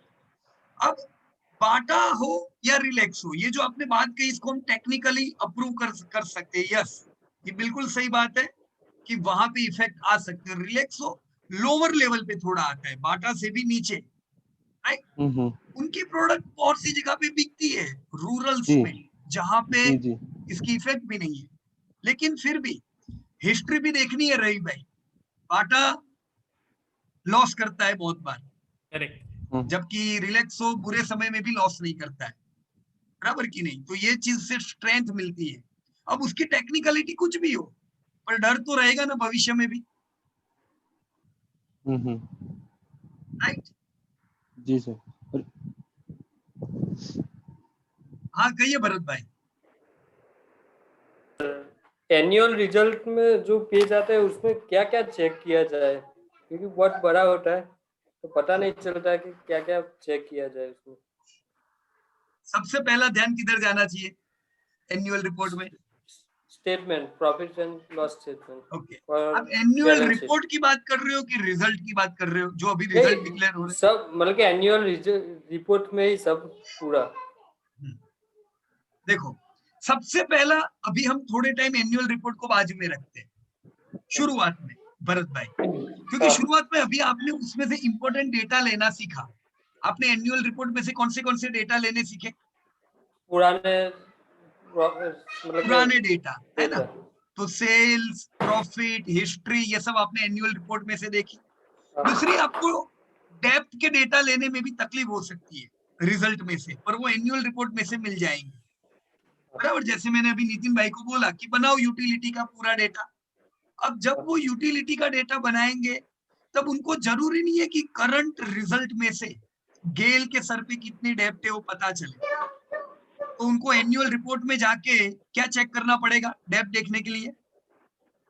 Balance sheet. तो दो चीज तो इंपॉर्टेंट है, एक फाइनेंशियल स्टेटमेंट धंधा देखने के लिए, और बैलेंस शीट डेप्थ और रिजर्व चेक करने के लिए, राइट। अभी थोड़े समय आप इतना ही डेटा लो एनुअल रिपोर्ट में से, थोड़ा समय रिजल्ट में से डेटा लेना सीख जाओ भरत भाई। जो रिजल्ट डिक्लेयर हो रहे हैं ना, जैसे अभी कल ही नेस्ले का रिजल्ट आया, अब दीपक भाई ने तुरंत अपडेट करके ग्रुप में भी डाल दिया था। तो दीपक भाई ने क्या क्या चीजें देखी होगी रिजल्ट में? सबसे पहली चीज उनका ध्यान किधर गया होगा? सर एक सेकंड इंटरप्ट करूं सर? हाँ जी। ये रिजल्ट कैसे देखना है बीएससी पे या कहीं पे भी, जैसे आपको पता चला हमें नहीं पता चला? एक मिनट, कौन बोल रहे हो? कमलेश बोल रहा हूँ सर।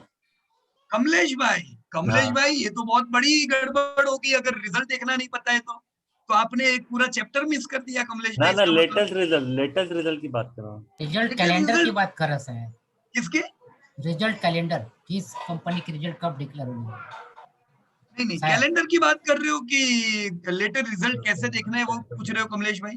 कैलेंडर की बात कर रहा हूँ सर। कैलेंडर की, अच्छा चलो, कैलेंडर तो सिंपल है। ये बीएससी इंडिया में आ गए, ये कॉर्पोरेट पे मैंने क्लिक किया।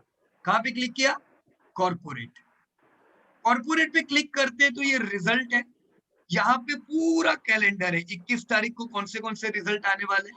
तो मैं जनरली ये देख लेता हूँ कि मेरी कंपनी का रिजल्ट कब है, राइट। अब आईसीसी सिक्योरिटीज मेरे बहुत से जो दोस्त लोग हैं उनका निवेश है, तो मेरे को इसका रिजल्ट भी आप लोगों के साथ शेयर करना पड़ेगा। क्यों? क्योंकि दोस्तों ने निवेश किया हुआ है, राइट। ध्यान में आ गया? यहाँ पे क्लिक करेंगे तो पूरा कैलेंडर आ जाएगा कि कौन सी कंपनी कब करने वाली है, कौन सी तारीख को। देखो, एक पेज, दूसरा पेज, तीसरा पेज, चौथा पेज, डन। देखो केपीआर में हमारा निवेश है तो मैं ध्यान रखूंगा 28 तारीख को। ये मेरे लिए इंपॉर्टेंट है। बायोकॉन 28 तारीख, बजाज फिनसर्व 28 तारीख, आपकी यूबीएल 27 तारीख, राइट कमलेश भाई? Right sir, right. अब इनके अलावा एक और चीज काम लगेगी आपको। रिजल्ट डिक्लेयर हो गया और आपके ध्यान में नहीं है, राइट। ये तो मैंने आपको आज बोला। अब कुछ के रिजल्ट आ गए, वो देखने, वो कैसे देखेंगे? एनीबॉडी? यस। जो डिक्लेयर हो चुके हैं एक्शन में, कॉर्पोरेट एक्शन में, नहीं नहीं, अनाउंसमेंट यस, वेरी गुड। देखो मैं क्या announcement। करता हूं पता है, मैं दो चीजें मेरे पास, एक है फाइनेंशियल रिजल्ट, दिख रहा है आपको? फाइनेंशियल रिजल्ट, उसको क्लिक किया, ये सब क्या आ रहा है? नेटवर्क 18 का रिजल्ट आ गया, क्लिक करूंगा आ जाएगा। और किसके रिजल्ट आए? आ रहे हैं सब। ये ब्रॉडकास्टिंग सेक्टर की कंपनी नेटवर्क 18, स्वराज इंजन का रिजल्ट आया, राइट? ये पूरा पीडीएफ फाइल आ रहा है, आईसीआईसीआई सिक्योरिटीज का भी आ गया, दिख रहा है ना आपको? टाटा स्टील, भूषण स्टील, यहां से आप लोग जान सकते हो रिजल्ट ना। अब ये तो आज के हैं, इसको आप लास्ट 1 वीक कर दो तो पूरे 1 हफ्ते के सारे रिजल्ट आ जाएंगे। डन। अच्छी जगह है, यहां से सीधा पीडीएफ फाइल यहां से आप ओपन करके चेक कर सकते हो। Okay okay, so I hope आप लोग क्या करोगे, जो जो कंपनी में आप लोगों ने काम किया है उस काम का कंपनी पे चेक कर लेना कब रिजल्ट डिक्लेयर होने वाला है, ताकि आप अपने यहाँ पे अपडेट कर सको। जैसे यहाँ पे बायोकॉन है, किसने काम किया था बायोकॉन पे? नितिन पटेल ने। तो नितिन भाई से मेरा रिक्वेस्ट रहेगा, नितिन भाई को क्या करना चाहिए पता है? आपका अभी से डेटा रेडी है, 9 मंथ H1 Q1। पहला तो आपको 27 तारीख की वेट मत करो, अभी से अंदाजा लगाओ बायोकॉन का रिजल्ट कैसा आएगा। देखो नितिन भाई ने शायद अंदाजा लगा लिया होगा, क्या है एस्टिमेट? ओके, यहाँ पे लिखा हुआ है ना, गुड। आपको इधर से अंदाजा आ जाना चाहिए, 10% का ग्रोथ था पिछली बार, 12% का ग्रोथ था, तो इसका रिजल्ट करीबन आ सकता है 15% से लेके 5% के बीच में, कहीं पे इनका एनुअल रिजल्ट अनाउंस हो सकता है। प्रॉफिट में गड़बड़ है तो प्रॉफिट में गड़बड़ी कंटिन्यू रह सकती है। हम उम्मीद नहीं करेंगे कि 0% का प्रॉफिट ग्रोथ आए बायोकॉन का, हम उम्मीद रखेंगे 15% से लेके 25% तक का डैमेज बायोकॉन के प्रॉफिट में होना चाहिए। अब अगर उतना डैमेज आता है तो घबराने की जरूर नहीं है, ये तो हमारा एस्टिमेटेड था। एस्टिमेट में शायद है, लेफ्ट करो तो आएगा। किधर है एस्टिमेट ग्रोथ है ना, उसमें होगा शायद। हाँ, बढ़िया बढ़िया, वंडरफुल। तो 12% और आपने 18% का प्रॉफिट ग्रोथ डैमेज लिखा हुआ है, बराबर ना? Very good. अब इसको आप मिला ना नितिन भाई, राइट? कि भाई टीवी में आके जो लोग एनालिस्ट लोग आके बोलते हैं पहले से कि हमारी उम्मीद है बायोकॉन से नतीजे ऐसे आए, उनका और आपका डेटा भी चेक करना, राइट? आपका कहाँ डिविएट हो रहा है और असल में रिजल्ट आने के बाद सही में क्या होता है वो चेक करना। डन? Okay okay. यार राजेंद्र जी पूछिए, क्या सवाल था आपका? सर मुझे ऐसा लगता है कि मतलब ये मेरा जो क्वेश्चन है उसका सॉल्यूशन आगे मिलेगा, बट जस्ट एक मेरा ये था कि सर ये हम लोगों ने जो बिहेवियर अभी फाइंड आउट किया, टॉप क्वालिटीज फाइंड आउट की, तो सर हम इसको पोर्टफोलियो में कैसे कन्वर्ट करेंगे? बराबर है। देखो इतनी तो चीज क्लियर है ना राजेंद्र भाई, पोर्टफोलियो में लेंगे क्या? जो 50 कंपनियों में आपने काम किया है उसको लेंगे, कि जो अपने 4,500 कंपनियों के नाम पे परमानेंट क्रॉस कर दिया है वो लेंगे? नहीं सर, हमने जो अभी काम किया है 50 कंपनी में उसमें से ही हम लोग लेंगे सर, सिलेक्ट करेंगे। अब किसमें ज्यादा वेटेज देंगे, किसमें कम वेटेज देंगे, इसका जवाब भी आपको किधर से मिलेगा? अभी मेरी दिनेश भाई से बातचीत चल रही थी कि जैसे बाटा ने कभी कभी लॉस किए हैं, रिलैक्सो ने कभी लॉस नहीं किया है, राइट। इससे मेरा वेटेज अगर मैं बाटा में निवेश करता हूं तो मैं थोड़ा कम रखूंगा राजेंद्र भाई, डर लगेगा मेरे को, राइट? बायोकॉन जो अपने सेक्टर की लीडिंग कंपनी है, कभी लॉस नहीं किया, तो मेरे को कॉन्फिडेंस रहता है राजेंद्र भाई मैं यहाँ पे 4% भी निवेश करूंगा मुझे डर नहीं लगेगा, क्योंकि इसका इतिहास कैसा है, अच्छा इतिहास है। एकदम क्लियर, राइट। तो हम आखिर में एक्सरसाइज आने ही वाली है जहां पे हम अपना पोर्टफोलियो अपने आप क्रिएट करेंगे, और उसका ओके बेस सर, क्या है, यही सब चीज उसकी बेस होगी। Okay sir, okay sir, right right. तो ये चैप्टर है, तो मैं ज्यादा बात आज उस पर नहीं करूंगा, right. Thank you sir, thank you, okay sir.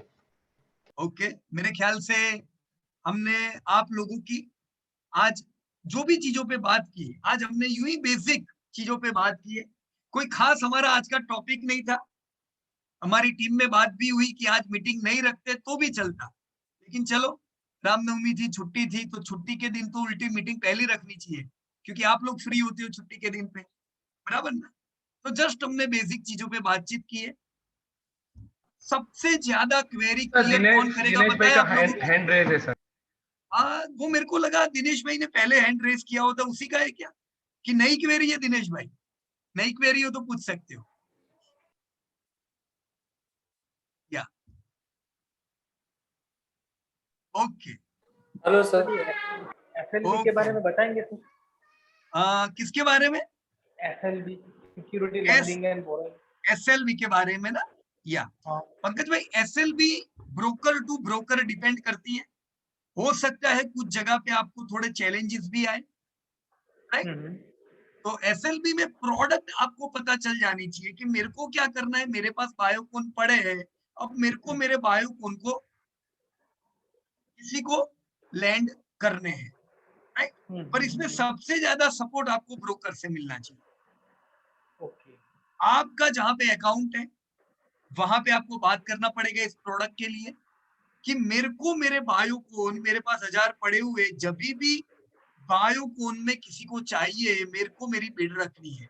अब हो सकता है वो ब्रोकर कर रहे हो ये प्रोडक्ट, और ये भी हो सकता है कि वो ना भी कर रहे हो, डिपेंड करेगा उनके ऊपर। और दूसरा, एसएलबी में ये जब स्प्रेड बहुत ज्यादा होता था, स्प्रेड मतलब जहां पे डिफरेंस होता, या कुछ प्रोडक्ट ऐसी थी जिसमें स्प्रेड ज्यादा पहले मिलते थे, आजकल क्या हो गया है, स्प्रेड इतने ज्यादा भी नहीं होते। एनटीपीसी में सर अभी 5 पैसा है।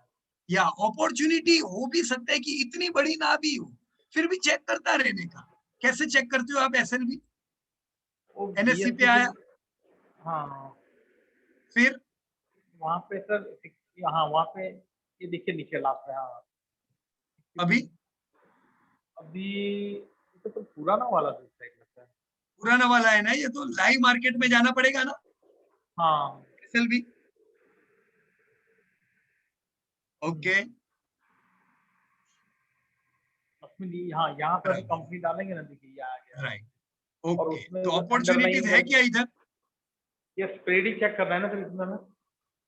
देखो पीवीआर में अपॉर्चुनिटी मिल रहा है, अभी भाव नहीं आ रहे कोई जगह पे, राइट। लाइव मार्केट में आ जाएंगे। आपके पास यूबीएल है, आप बात कर सकते हो, राइट, कि भाई यहाँ पे अगर भाव आ रहे हो तो आप देख सकते हो, टाइटन है, यूबीएल है। पर आपको ये किस पे बात करना पड़ेगा? आपके ब्रोकर के साथ। सबसे पहले सिस्टम सेट करने के लिए कि दोस्त मेरे को एसएलबी में काम करना होगा, क्योंकि मेरे पास हो सकता है बड़ी क्वांटिटी, बड़ी मात्रा में ये सब शेयर पड़े हो। अब ये जो मेरे पास शेयर है इसको मैं रेगुलरली एसएलबी में करना चाहता हूँ, राइट। वो अपनी फीस भी आपके साथ शेयर करेंगे कि हम ये फीस लेंगे, बराबर है। और फिर आप एग्री होके आगे बढ़ सकते हो। डन? ओके। तो मैं जो मेरा एक्सपीरियंस अभी आप लोगों के साथ कुछ शेयर कर रहा था लर्निंग का, जैसे आप लोगों की माइंड में क्वेरी आती है, मेरे माइंड में जब ये सब क्वेरीज आती थी, मेरी क्वेरी कैसे सॉल्व होती थी? कैसे बता सकते हो? ज्यादातर मेरी क्वेरी कैसे सॉल्व हुई होगी? आप वेबसाइट सर्च करते होंगे तो बीएससी एनएससी, कैसे? बीएससी और एनएससी वेबसाइट सर्च करते रहे, मतलब होंगे। बीएससी एनएससी जितना ज्यादा पढ़ते हैं उससे क्वेरी सॉल्व होती है, और उससे ज्यादा मेरी जो क्वेरी सॉल्व हुई है उसमें मेरा टाइम निवेश बहुत हो गया। कुछ क्वेरी ऐसी थी, जैसे मैं अभी आप लोगों ने फंडामेंटल सीखा, अभी आप लोगों ने टेक्निकल बिल्कुल नहीं सीखा है, पर मैं आपको एकदम फैक्ट बताता हूं कि पिछले इतने सालों में बहुत सी बार मैंने हथियार डाल दिए थे फंडामेंटल में भी, कि अब मैं फंडामेंटल बिल्कुल नहीं देखूंगा, क्योंकि समझ नहीं आता था। क्वेरी आती थी तो ये लगता था कि अरे, जैसे अभी दिनेश भाई के माइंड में क्वेरी आई रिलैक्सो बाटा की, राइट? अब मेरे माइंड में जब क्वेरी आती थी उसका सॉल्यूशन नहीं मिलता था, तो कुछ समय में क्या कर देता था, अरे नहीं काम का नहीं है ये, छोड़ो ये फंडामेंटल सब चीजें। फिर मैं टेक्निकल खाली देखता था। टेक्निकल में जब मेरी गाड़ी अटक जाती थी, फिर वापस मेरे को किधर आना पड़ता था उसका सपोर्ट लेने के लिए, फंडामेंटल, वापस फंडामेंटल। तो दोनों जगह पे इर्द गिर्द आते रहने से मेरे को पता चला कि मैं नहीं कह सकता हूँ कि फंडामेंटल काम का नहीं है, उसी प्रकार से मैं ये भी नहीं कह सकता हूँ टेक्निकल काम का नहीं है। दोनों चीजें जबरदस्त काम की है। मेरी क्वेरी में एक सबसे खराब जो चीज मैं कह सकता हूँ, मेरी क्वेरी सॉल्व होने में जो ज्यादा इन्वेस्ट हुआ है वो पैसा भी है और टाइम भी है। कुछ क्वेरीज 5-5, 6-6 साल का समय लगने के बाद क्लियर हुई। जब पता चला अरे बाप रे ये तो ऐसा है, तब तक पैसा लग चुका था, नुकसान हो चुका था, राइट? अब अभी मैं आपको ये चीज कह सकता हूँ कि आप सीधा हिस्ट्री में जाओ, आपकी ज्यादातर क्वेरी क्लियर हो जाएगी, राइट? क्यों? क्योंकि मैं हिस्ट्री पे नहीं गया था, इसलिए मेरे को ज्यादा टाइम लगा।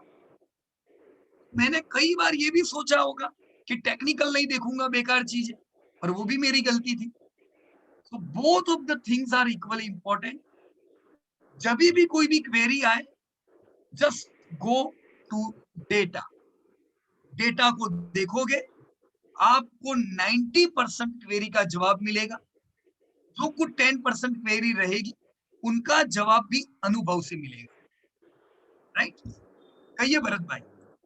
हेलो, हाँ बोलो भरत भाई। SIP करना है सर, तो कैसे करें? मतलब कि मान लो कि 7 के 8,000 का करना है SIP पर मंथ, हाँ। लेकिन किसी के भाव तो मतलब कि कोई शेयर का, एक ही शेयर का 5,000 4,000 भाव रहता है, तो कैसे करें? हम पता नहीं कि लेने का ना वो टाइम पे।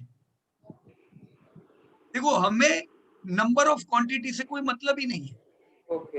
हमें मतलब है शेयर से। मान लीजिए आपने पेज लेना है और पेज का भाव है 17,000 और आप बोलते हो मैं 8,000 रुपया हर महीना SIP करूंगा, तो 16,000 तो पेज को एक महीने में चाहिए, राइट? तो आप ये भी कर सकते हो, मेरे को आज पेज चाहिए, ये महीने का 8,000 मैंने सीधे सीधा डेप फंड में डाल दिए। क्यों डाला पता है? FD में, क्योंकि मेरे को अगले महीने ये पैसे की जरूरत पड़ने वाली है पेज लेने में, राइट? तो मेरा आज का 8,000 चला गया फिक्स डिपॉजिट में, अगले महीने मैं वही FD को क्लियर करके 16,000 करके पेज ले लूं, राइट? हर महीना शेयर लेते जाओ। और मेरी आपसे रिक्वेस्ट है, SIP कुछ लोग कहते हैं कोई भी टाइम पे करो SIP अच्छे रिटर्न देगी, पर ये बिल्कुल गलत बात है।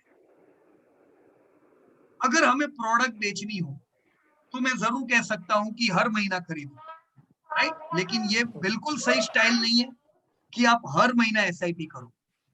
हर महीना SIP स्टाइल बिल्कुल अच्छी इसलिए नहीं है क्योंकि आपके हाथ में महंगे महंगे भाव में शेयर आते हैं जब आप रैली में SIP करते हो। SIP कब करनी चाहिए? एनीबॉडी? मंदी में। जब कभी करेक्शन आता है, देखो मंदी हर बार नहीं आएगी, पर करेक्शन तो आएगा कि नहीं? अभी जैसे बाजार करेक्शन मोड में एंटर हो चुका है, राइट? तो अब आपके लिए ट्रिगर हो जाना चाहिए, चलो चालू करो SIP। 4-5 महीने के बढ़िया मौका मिल सकते हैं, 15 महीने का भी बढ़िया मौका मिल सकता है, 12 महीने का भी मिल सकता है, आपको नहीं पता है कितना लंबा मौका है, पर मौका शुरू तो हो गया है। तो अब जब मौका करेक्शन मोड में बाजार आ चुका है, तो अब डेप्थ फंड में पैसा डालना बंद। अब आने वाला कुछ समय ज्यादा पैसा बाजार में डालने का, राइट? ये टाइम पे इक्विटी में SIP बढ़ाओ, ताकि जब वापस बाजार रैली में आए फिर इक्विटी छोड़ो, फिर खाली डेप्थ फंड में पैसा डालने का, बराबर की नहीं? देखो नितिन भाई ने पूछा था बीच में अल्ट्राटेक का क्या करूं, मैं लूं कि नहीं, अभी मेरे को चाहिए। मेरे को बोलना पड़ा कि नहीं, कि नहीं ले सकेंगे क्योंकि वो टाइम गया। लेकिन अब आपका अल्ट्राटेक भी करेक्शन मोड में आएगा, चलो शुरू करो एसआईपी उसमें। क्योंकि कुछ लोग देखो, यही अल्ट्राटेक पिछले साल लोगों ने 2-2 हजार पे लिया था, अब 6,000 है। अगले साल में आपको बोलूं 3 साल बाद लोग 10,000 में भी एसआईपी करने वाले हैं अल्ट्राटेक। अभी मौका मिलेगा गिरने में, उठाओ, राइट। तो इक्विटी में लेने का मौका आपको बार बार नहीं मिलेगा, 2-3 साल में एक आध बार मौका आएगा, 6 महीने का, 1.5 साल का, वो टाइम पे पूरी बैटिंग इक्विटी में करने की। बराबर पंकज भाई? Sir thank you sir. Nifty में अभी 100 EMA से वापस रिवर्स घूम रहा है। बराबर है। अभी तक अभी टॉप से आप देखेंगे तो 9% के अराउंड करेक्शन हुआ है। बराबर है। बराबर। तो अभी आगे का आपका जो मैसेज आ रहा है, तो अभी कहाँ तक जाने की संभावना है? आपके रोज रेगुलरली मैसेज तो पढ़ रहे हैं। बराबर है। देखो, जो EMA है, 50 EMA, 100 EMA यानी ये एवरेज है, एक्सपोनेंशियल मूविंग एवरेज, या एक्सपोनेंशियल मूविंग एवरेज है। अब एवरेज का क्या मतलब हुआ? जैसे कोहली भी अपने एवरेज परफॉर्मेंस में बहुत बार आ जाता है, आता है कि नहीं? और उसका मतलब ये नहीं है कि एवरेज के नीचे जब वो कभी 1-2 बार आउट हुआ तो मतलब अब उसका परफॉर्मेंस लाइफ लॉन्ग बिगड़ने वाला है। तो एवरेज एक बिल्कुल नॉर्मल सी चीज है। 100 EMA का एक टेम्पररी सपोर्ट है, इसको हम ऐसा बोलेंगे। 50 EMA का भी एक सपोर्ट था जो टूटा। यस। बराबर। 100 EMA का भी अभी सपोर्ट है जो हो सकता है कुछ समय ले, पर टूट सकता है। पर एक चीज क्लियर है, जितना एवरेज के नजदीक आएगा उतना बाजार सस्ता होता है, राइट। तो वेल्थ क्रिएटर जो लोग हैं उनके लिए ये अपॉर्चुनिटी होती है, जितना एवरेज के नीचे आपको मिले। रवि भाई बोल रहे हो ना? यस यस रवि भाई, जितना एवरेज के नीचे लेने को मिले उतनी हमारे लिए गोल्डन अपॉर्चुनिटी है। करेक्ट। आपने टेक्निकल की बहुत सी किताबें हो सकता है पढ़ी हो, जिसमें ये सिखाया जाता है एवरेज के नीचे बाजार जाता है तो बाजार गया काम से, फिर बाजार से दूर हो जाओ। पर ये ट्रेडरों के लिए है।